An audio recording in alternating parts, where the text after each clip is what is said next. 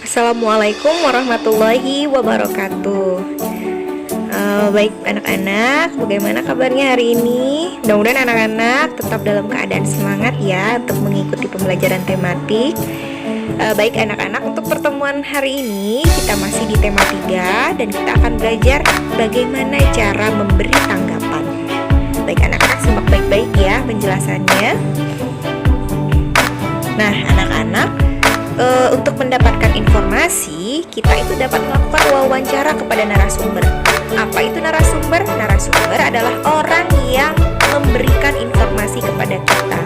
Biasanya orang yang menjadi narasumber adalah orang yang mengetahui secara jelas atau menjadi sumber mengenai informasi suatu hal. Misalnya dokter, nelayan, petani, atau pedagang.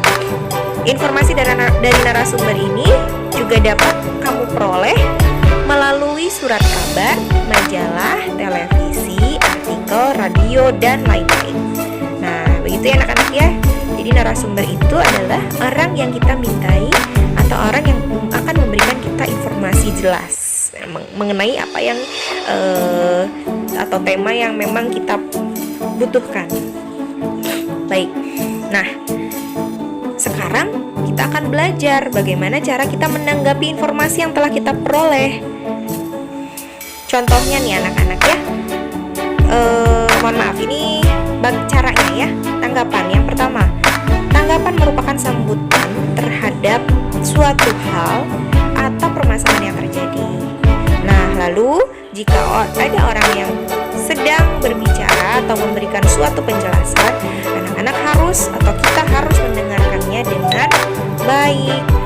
Nah, lalu berikanlah tanggapan dengan bahasa yang santun agar tidak menimbulkan rasa kecewa atau marah kepada orang yang bercerita. Lalu anak-anak, tanggapan juga dapat berupa pertanyaan, komentar, kritik, atau saran. Gitu ya. Nah, ini contoh yang pertama. Sera ini adalah penanya. Sera bertanya kepada Pak Ridwan. Pak Ridwan ini adalah narasumber di contoh ini ya.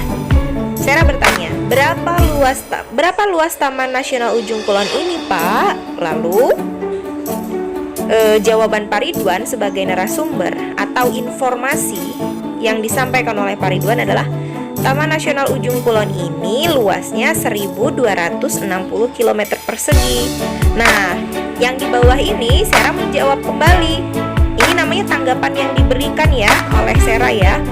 Wah, Taman Nasional Ujung Kulon ini luas sekali ya, Pak. Nah, tanggapan yang diberikan oleh Sera ini berupa komentar ya anak-anak ya. Seperti yang tadi dijelaskan nih.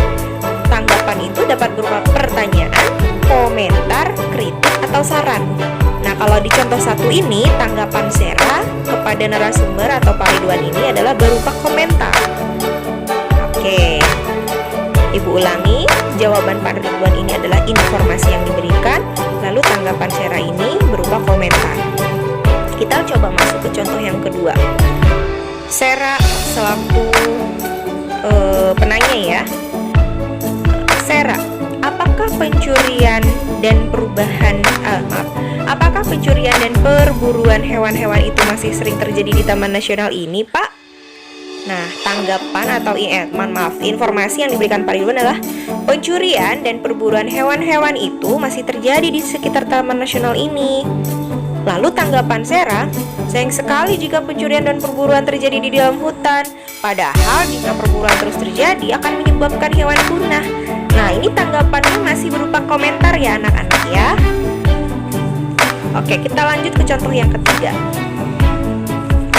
Di Taman Nasional Ujung Kulon ini ada 350 jenis hewan yang tinggal di laut dan di darat.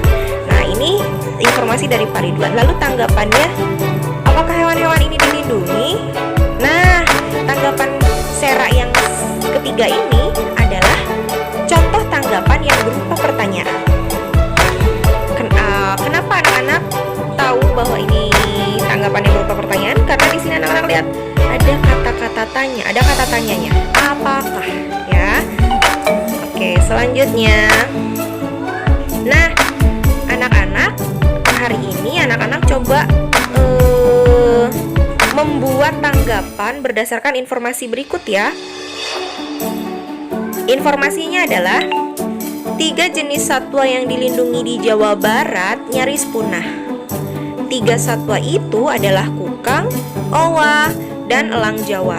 Satwa-satwa liar tersebut terancam punah karena perburuan, perdagangan, dan kerusakan lingkungan hidup. Itulah penjelasan yang disampaikan oleh Kepala Balai Konservasi Sumber Daya Alam Barat Ikin Zainal Mutakin.